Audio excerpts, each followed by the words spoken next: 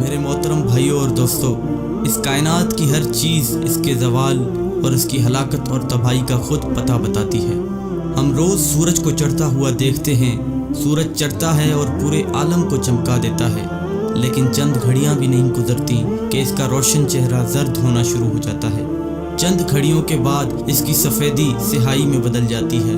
مغرب کا افق اس سے روشنی چھین کر اپنے اندھیروں میں غرق کر دیتا ہے اور ڈنکے کی چوٹ پہ کہتا ہے کہ یہ دنیا مٹ جانے کا گھر ہے۔ جیسے یہ سورج ڈھل رہا ہے، ویسے ہی ہماری زندگی کا سورج بھی جلد ڈھلنے والا ہے۔ بہار کا موسم دیکھ کے یوں لگتا ہے جیسے یہ بہار کبھی جائے گی ہی نہیں، لیکن ہوا کا ایک جھونکا جب اسے خزاں میں بدلتا ہے تو لوگ بھول ہی جاتے ہیں کہ کبھی بہار بھی آئی تھی۔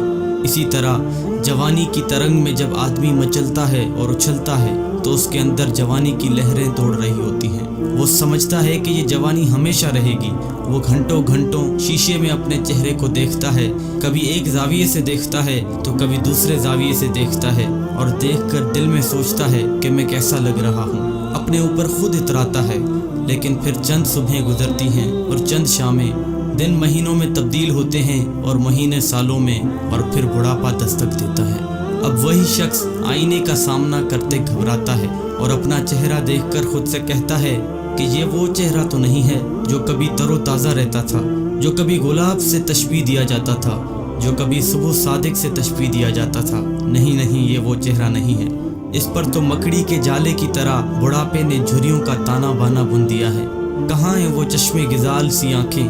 اب تو بڑھاپے کے ظالم ہاتھوں نے ان آنکھوں کی بینائی تک چھین لی ہے، اور آہستہ آہستہ ان آنکھوں نے دیکھنے سے بھی انکار کر دیا۔ میرے بھائیوں، یہ دنیا فانی ہے۔ ہر آنے والی ذات نے واپس جانا ہے، ہر چیز نے فنا ہونا ہے۔ یہاں موت کا رقص جاری ہے، یہاں ہر قدم پر زندگی شکست کھا رہی ہے اور ہر قدم پر موت جیت رہی ہے۔ جب موت وار کرتی ہے تو وہ یہ نہیں دیکھتی کہ مرنے والا کون ہے، وہ سکندر ہے یا چنگیز خان، وہ دارا ہے یا ہلاکو، وہ تیمور ہے یا محمود، سب اس کے ہاتھوں شکست کھائے خاک میں خاک ہو گئے۔ دنیا کے بڑے سے بڑے بادشاہوں نے بھی اس موت کے آگے گھٹنے ٹیک دیے۔ تاریخ گواہ ہے کہ موت کے آگے نبیوں نے بھی گھٹنے ٹیکے تو اولیاؤں نے بھی شکست کھائی۔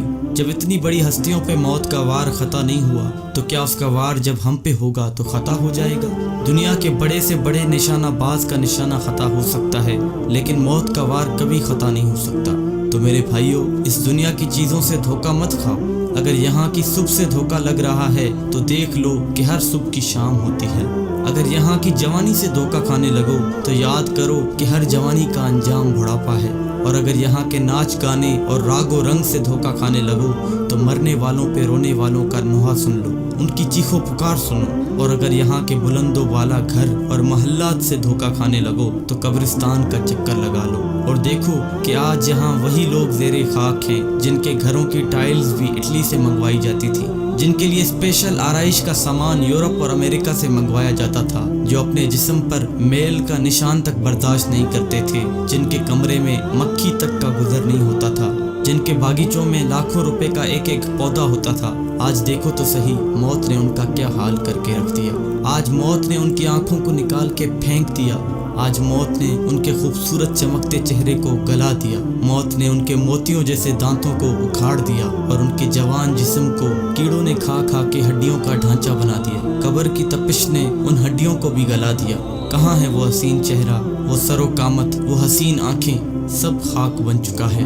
یہ ہے ہماری حقیقت، یہ ہے ہماری خوبصورتی کی حقیقت جس پہ ہم اتراتے ہیں۔ تو میرے محترم بھائیوں اور دوستوں، یہ ہے ہمارا اختتام، یہ ہے ہماری اصل منزل۔ مجھے اور آپ کو چاہیے کہ ہم اللہ کو راضی کر لیں، اس سے پہلے کہ اوپر سے بلاوا آ جائے، اس سے پہلے کہ موت ہماری زندگی کے دروازے پہ دستک دے۔ ہمیں اپنے رب کو راضی کر لینا چاہیے۔ اللہ ہمیں